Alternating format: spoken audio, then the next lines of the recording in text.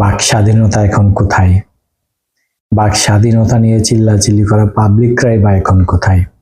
তারা কি এই ঘটনার প্রতিবাদ জানাবেন? চট্টগ্রামের এক অনুষ্ঠানে এনসিপির এক নেতা বলেছিলেন, আমরা শেখ হাসিনার মতো মাফিয়াকে বিতাড়িত করেছি, এখন বাংলাদেশে যদি বড় কোনো মাফিয়া থাকে আমরাই হচ্ছি বড় মাফিয়া, আমাদের চেয়ে বড় মাফিয়া আর নেই।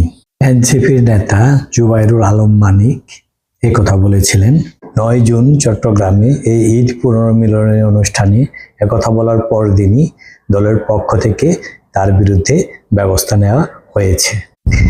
এই জন্য তাকে কারণ দর্শানোর নোটিশ দেওয়া হয়েছে এবং নোটিশে বলা হয়েছে এ কথার ফলে নাকি তাদের দলের ভাবমূর্তি নষ্ট হয়েছে। আসলে সত্যি কথা তো কখনো চাপা থাকে না। এখন বাংলাদেশের বড় মাফিয়া কে? এখন তো বাংলাদেশের বড় মাফিয়া এই এনসিপি। তারা বিভিন্ন ধরনের অনুষ্ঠানে যাচ্ছেন এবং বিলাসবহুল গাড়ি ব্যবহার করছেন। এসব টাকা পয়সার উৎস কোথায়? তাদের বিরুদ্ধে নিয়োগ বাণিজ্য সহ নানা ধরনের অভিযোগ রয়েছে। আর এই সত্য কথা বলার ফলেই তার বিরুদ্ধে সাংগঠনিক ব্যবস্থা নিয়েছে দলটি। তাহলে আমরা যারা এতদিন বাক স্বাধীনতা নিয়ে চিল্লাচিল্লি করেছি, নানান ধরনের কথা বলেছি, তারা এখন কি বলবো?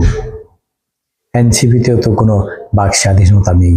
এনসিপির নেতাকর্মীরা যা করছেন, যে ধরনের কাজকর্ম করছেন, তা তো তাদের ভাবমূর্তিকে এমনিতে ক্ষুণ্ণ করছে। নির্বাচন করলে তারা একটা মেম্বার পদে নির্বাচিত হতে পারবে কিনা আমার সন্দেহ।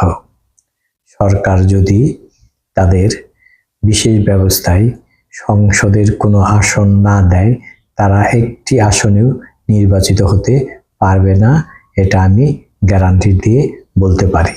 এই জন্যই কি ছাত্রদের সামনে এগিয়ে দিয়ে তাদের পিছন থেকে গুলি করে একটা অদ্ভুত কান ঘটিয়ে আপনারা ক্ষমতায় এসেছেন, ভালো কিছু করবেন বলে জনগণকে আশা দিয়েছেন? এটাই কি আপনাদের ভালো কিছু করার নমুনা? আসলে আপনারা জনগণকে ধোঁকা দিয়ে ক্ষমতায় এসে এখন লুটতারাজে ব্যস্ত। এ কারণে আপনারা নির্বাচনও দিতে চান না। কারণ নির্বাচন না দিয়ে আপনারা ইউনূসকে ক্ষমতায় বসিয়ে ক্ষমতা উপভোগ করছেন এবং ক্ষমতা জাহির করছেন, লুটতরাজ করছেন, নানা ধরনের অপকর্মে লিপ্ত রয়েছেন। এই সার্ভিস আলম আবার একটি অভ্যুত্থানের আহ্বান জানাচ্ছেন, কিন্তু তার এই অভ্যুত্থানে কে যাবে? কেউ যাবে না। সবাই ভালো থাকবেন এবং আমার এই চ্যানেলটা অবশ্যই সাবস্ক্রাইব করবেন।